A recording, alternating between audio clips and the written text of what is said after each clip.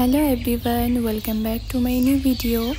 আজকে আমি যে গাছটার কথা বলবো এটির নাম হচ্ছে ডেভিলস ব্যাকবোন, অর্থাৎ শয়তানের মেরুদণ্ডী এই গাছটিকে বলা হয়। গাছটির নামটা অদ্ভুত, কিন্তু দেখতে অনেকটা সুন্দর আর যত্নের তেমন প্রয়োজন হয় না এই গাছটির। এই গাছটির আরেকটা নাম আছে, সেটি প্যাডিল্যান্থেন্স প্লান্ট। এই গাছটিকে কাটিং থেকে খুব সহজেই গ্রো করা যায়। এখানে মাটিতে আমি লাগিয়েছি। খুব সহজেই এই গাছটি কাটিং থেকে অনেকগুলা করা যায়।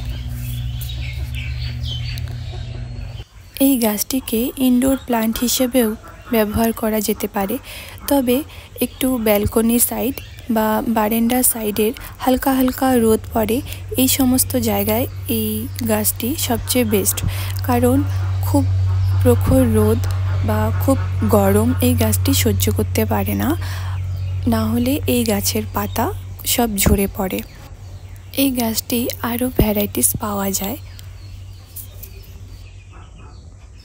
এই গাছে জল খুব মেপে দিতে হবে, তা না হলে গাছের গোড়ায় জল জমে থাকলে গাছের গোড়াগুলি পচে যায়।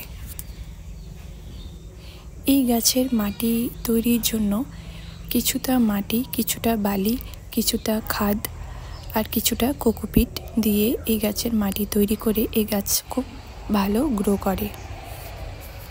আজকের ভিডিওটা এখানে শেষ করছি, দেখা হবে অন্য ভিডিওতে। টাটা।